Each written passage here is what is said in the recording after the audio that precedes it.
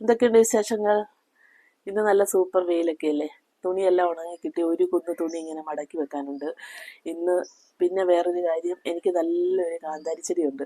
അത് നിറയെ ഇങ്ങനെ കാന്താരി നിറഞ്ഞു നിൽക്കുവാണ്.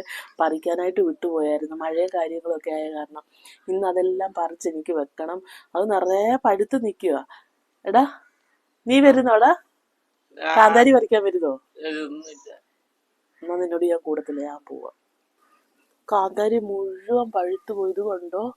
ഇത് കണ്ടോ, ഒരുപാട് കാന്താരി. നല്ല രസമൊക്കെ ഉണ്ട് കാണാനായിട്ട്. പക്ഷെ ഈ പഴുത്ത കാന്താരി എങ്ങനെയാണോ എന്ത് ചെയ്യുമെന്നൊന്നും എനിക്കറിയത്തില്ല. കൊണ്ട് നിറയെ ഇങ്ങനെ പഴുത്ത് നിൽക്കുക. ഒരുപാടുണ്ട്, ഒരുപാട്. ചോ പറിച്ചെടുത്തേക്കല്ലേ.